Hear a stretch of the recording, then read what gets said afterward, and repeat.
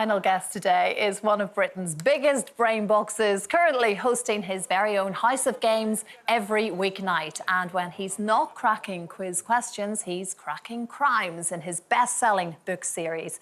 Here to tell us all about it, it's Richard Osman.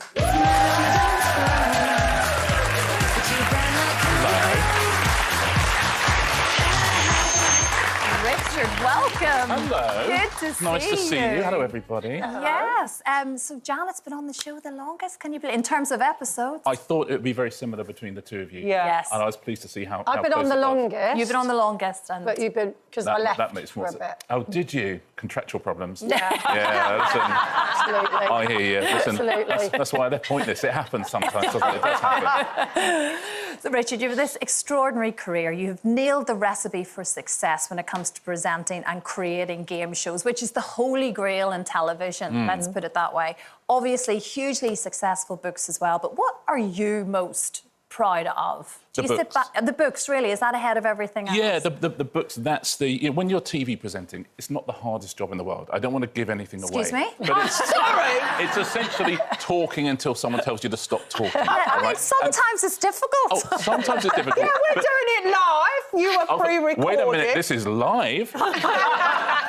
It's not the hardest thing I've ever done. This is my heart and my soul in these books. That's the biggest representation of who I am, and it's the hardest thing I've ever had to do. So that's the thing I'm proudest of.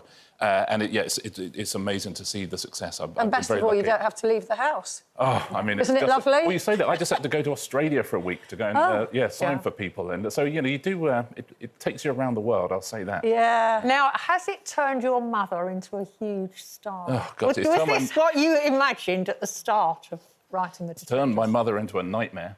No, my mum, she lives in a retirement village, which is where these books are set. Yeah. And right at the start of it, they were all a bit, oh, don't tell people where the village is, because we need our privacy. And now they're huge hits. They're all, oh, tell everyone.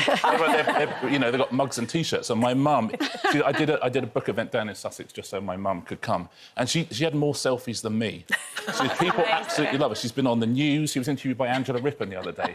And she was being really cool. So Angela Rippon's interviewing her. And I thought, Angela Rippon's like a big name for my mum. My mum was like, it's like she didn't know who she was.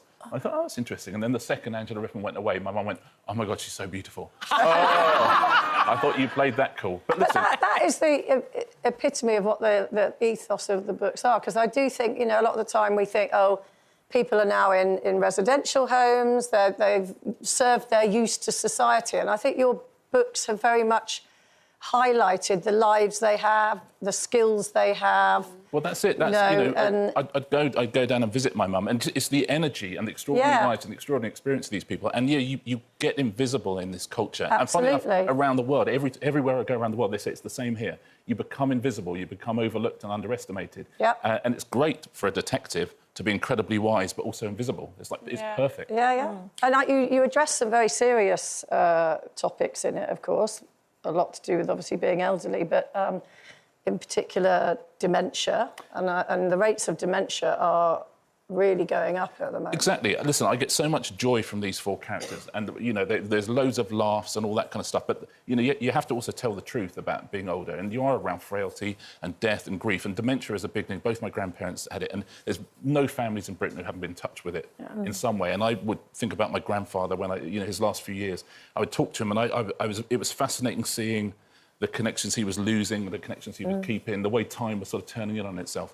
And I really remember whatever pain he was in, and he was in a lot of emotional pain when he was lucid, there was still so much laughter and there was still so much love.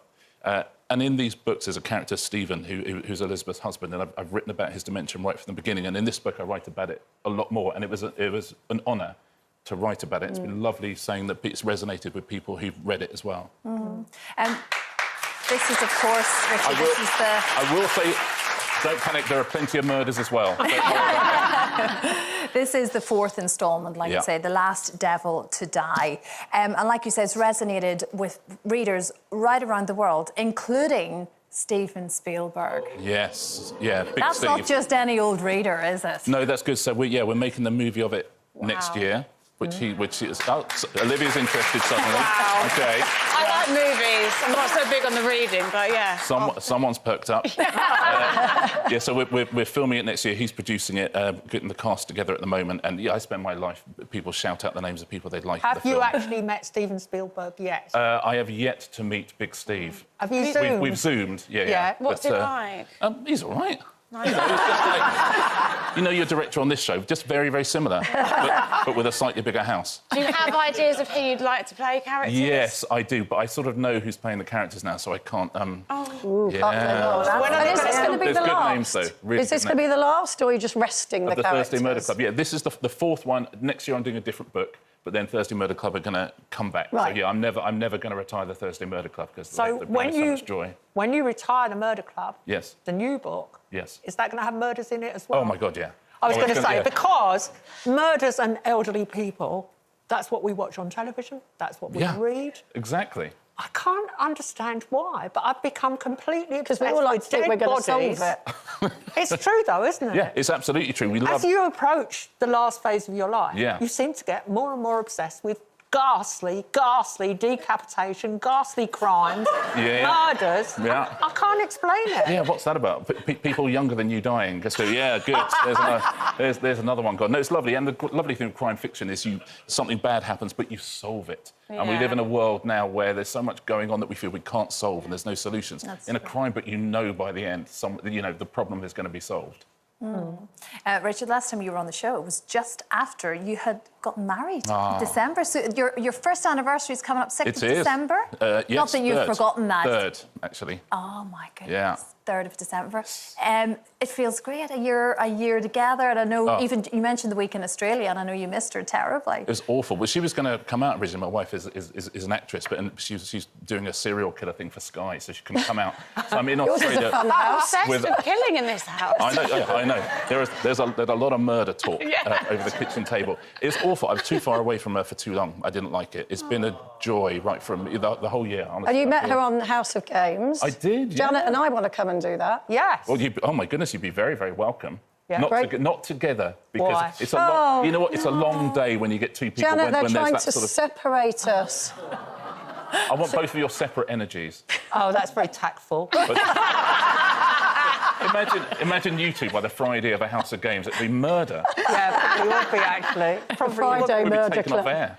It's interesting, going back to thrillers and murder mysteries, it's very much in the tradition of Agatha Christie, because we all grew up with Agatha Christie and Poirot.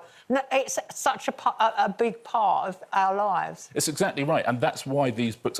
my books feel so British. I'm always amazed that people around the world read them. But, of course, that's one of the things they love about Britain. They love our sense of humour, and the books make people laugh, and they love Agatha Christie, Dorothy L. Sayers. They love that golden age of British crime. So, yeah, you're pushing an open door. I literally started the idea when I was at my mum's retirement village, and it was so beautiful. I was there. It was so beautiful and peaceful. You could just hear the birds singing. And as an Agatha Christie fan, I just thought, this would be an amazing place for a murder. But it's exactly that. Richard, as you know, it's live telly, and it's difficult because we have to shut up when we're told to shut up. And here, the moment has come. The Last Devil to Die is out now. And